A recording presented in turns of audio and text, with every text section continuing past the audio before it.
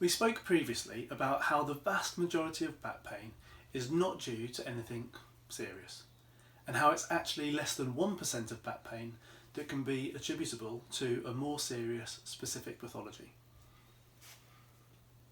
But what if your back pain is in that less than 1%? In this video, I'm going to discuss some of the characteristics of pain that's due to something more serious, and then if you have any of these signs and symptoms, it's important to make an appointment with your general practitioner so you can discuss this further, and you may need some more investigations.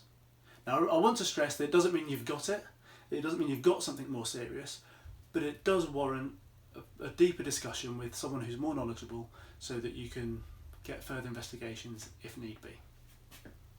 So the first one is if you've got severe pain that came on after trauma.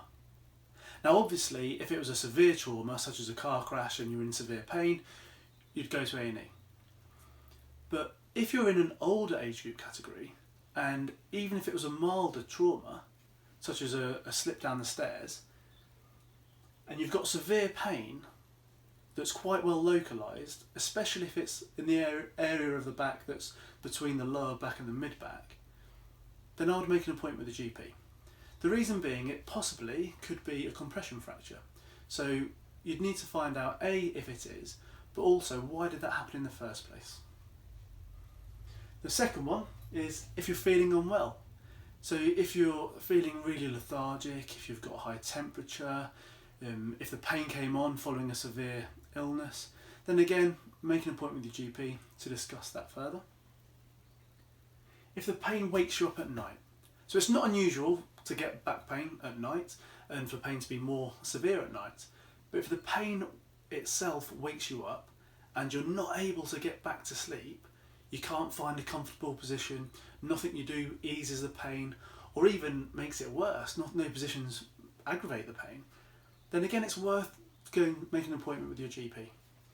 Now this is especially important if you've had a past history of cancer, specifically prostate cancer, breast cancer, liver or kidney cancer. And lastly, if the pain just isn't getting better, if you've been following the advice and you've been doing lots of the right things and the pain's still getting worse or it's not getting better, then make an appointment with a healthcare professional such as a GP to discuss that. The last one I'm going to talk about is something called cauda equina syndrome. Now this is, thankfully it's very rare, but it is again potentially very serious. So what are the signs and symptoms of cauda equina syndrome? Cauda equina syndrome. What cauda equina means in Latin is horse's tail, and the spinal cord finishes in the lower back, and where it finishes, the nerves that are contained within it fan out like a horse's tail, and it's compression of these nerves that lead to the symptoms of cauda equina syndrome, hence why it gets its name. Now it's not unusual to get back pain with pins and needles or numbness and leg pain, and that doesn't require immediate medical attention.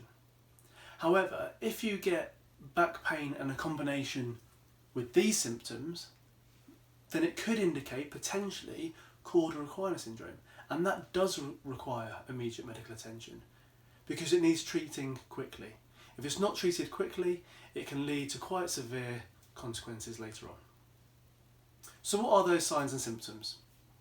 Well, if you get pins and needles in the genital area, if you have numbness in the back passage or the buttocks, so if you go to the toilet and you wipe and you can't feel it, if you have difficulty urinating, so initiating passing urine or an inability to stop passing urine, if you get leaking, if you can't tell if your bladder is full or if it's empty as well, if you have an inability to stop a bowel movement, so a loss of control of your bowel, or if you can't feel it when you pass a bowel movement, if you have altered sexual function, so if you can't maintain an erection or ejaculate, or if you get a loss of sensation in the sexual genitalia during intercourse.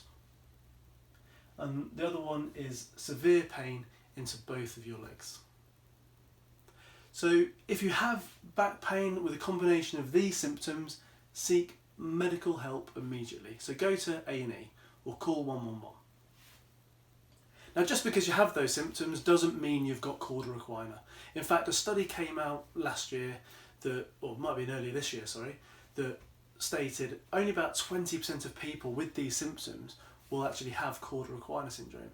And cauda equina syndrome is rare, but the consequences of not treating it adequately in time is quite severe. So it needs to be treated quickly, which is why if you have these symptoms, you need to seek immediate medical help.